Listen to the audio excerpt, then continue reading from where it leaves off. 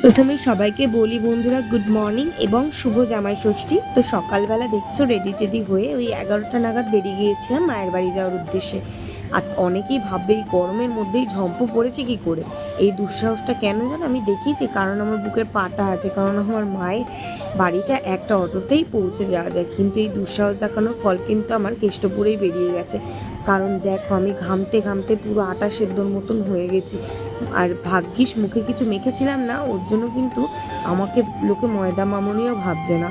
ঠিক আছে, তো যদি কেউ ভাবো কিছু মেখেছি, কারণ আমি কিন্তু ভুরুটুকুও তুলিনি, কিছু মাখা তো দূরের কথা। তো দেখো এখানে কিন্তু অটোতে বসে গিয়েছিলাম, যখন অটোটা ছেড়েছিল না গাইস, এত ঠান্ডা ঠান্ডা হাওয়া দিচ্ছিল না, মনে হচ্ছে পুরো মুখটাই মানে এসি হয়ে যাচ্ছে আমাদের। সত্যি কথা বলতে আমার এত পরিমাণে ঘাম হয় কেন আমি কিন্তু নিজেও বুঝতে পারি না। তো দেখো জামাই ষষ্ঠীর বাজার ভিড় কিন্তু আছে। তো বন্ধুরা নতুন জামাই কিন্তু চলেছে এখন, মানে টোটো করে আমাকে নিয়ে যাচ্ছিল, কারণ আমার পাটা কেটে গেছিলো। মিষ্টি হাতে আম মাজা টাজা সব নিয়ে যাচ্ছিলো শ্বশুরবাড়িতে জামাই ষষ্ঠী করতে। দেখো ঢুকে পড়েছি, এই যে হচ্ছে গিয়ে আমার মা। কিছু পরার সময় পায়নি, কারণ সত্যি কথা বলতে মায়ের শাড়ি পরাটা অভ্যাস নেই, তো আমি কোনোদিনই জোর করি না মাকে এটা পরার জন্য। আর আমার বাড়ির লোকও প্রচণ্ড ভালো, মানে শ্বশুরবাড়ির লোক কোনোদিন এটা নিয়ে কিছু বলে না। তো দেখো আমাকে কিন্তু ডালা সাজাতে দিয়েছিল, কারণ আমাদের নিয়মের মধ্যে ষাটের হাওয়া কিংবা ফোঁটা ষাটের জল কিচ্ছু দিতে নেই, শুধু এমনি আশীর্বাদ করে দিতে হয়। তা ধান দুব্য দিয়ে না, শুধু দানের থালাটা দিতে হয়, কাঁসার থালার মধ্যে ফল চিড়ে সব কিছু দই টই দিয়ে মিষ্টি টিষ্টি সাজিয়ে দিতে হয়। সেটাই কিন্তু আমি এখানে সাজিয়ে দিচ্ছিলাম, আমাদের নিয়মটাই এরকম বন্ধুরা। তো দেখো আমি কিন্তু এটা নিয়ে অরূপের সামনে দিয়ে দিচ্ছিলাম, কারণ মাও এসে এবার ওকে দানটা দেবে, মানে ওই কাঁসের থালার মধ্যে সব কিছু যে সাজিয়েছে সেটা দেবে। আমি গিয়ে বলছিলাম কিন্তু যে এই পাটা ওঠা, তোমাকে এটা দেবো। ওর মিষ্টি দেখে তো মন পুরো খুশি খুশি হয়ে গেছিলো, দেখো কীভাবে উঠে বসেছে।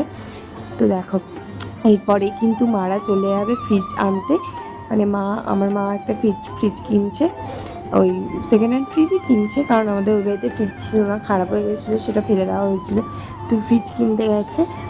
তো দেখো ওকে মা বলছে কি রে প্রণামটা কর, কারণ তুই তো গাড়ি করে, কারণ হচ্ছে গিয়ে তোমার ওকে মা অনেক আগে থেকেই চেনে। তো ভিডিওটা কন্টিনিউ দেখতে থাকো, আশা করছি ভালো লাগবে। শাশুড়ি শাশুড়ি কি ঢং ওনার, উনি শাড়ি পরতেও পারিনি এখন অবধি। সম্পূর্ণ মিথ্যে কথা, উনিকে আমি চুড়িদার দিয়েছি কিন্তু, ঠিক আছে ঠিক আছে, তাও দেখো নাইটি পরে টুডু টুডু করছে। উনি শাড়ি অ্যাকচুয়ালি পরতে পারে না, ওর জন্য নাইটি পরে নাইটটাও পরে নেবে, শাড়ি অসুবিধা নেই। এনো এটা খাবো ছিলাম গাইস, মাংস, মুখের অবস্থা হলো এই। রান্না করতে আমার ভালোই লাগে, কিন্তু বাড়িতে আসছে ফ্রিজ ইয়ে করেছে ওই আমার রান্না করতে ভালোই লাগে, মা গেছে ফ্রিজ আনছে, ওই জন্য বললাম তাহলে আমি করে দিই। কেএফসি খাচ্ছি গাইস, আমার হাতের কষা মাংস, কালার দিয়ে এরকম করতে হবে না। মায়ের ঘরে ফ্রিজ চলে এসেছে, মানে মা সেকেন্ড হ্যান্ড ফ্রিজই কিনেছে। শুধু একটু জোরে মা আটকাবে কিন্তু ফ্রিজটা, এমনি আটকাবে। আমাদের এই গাটারটা নষ্ট হয়েছিল বলো কদিন আগে, ওই যে জামাই, এই যে তার শাশুড়ি হালকা ভয় পেয়ে গেছিল।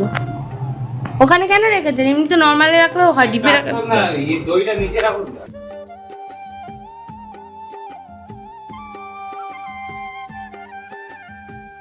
দেখো বন্ধুরা দুপুরবেলা কিন্তু মা অরূপকে খেতে দিয়ে দিয়েছিল, ওর এত খিদে পেয়েছিল যে একটা ছবিও তোলেনি ঠাকুর থালার সামনে বসে, সেই বাটায় যে একটা তুলেছিল।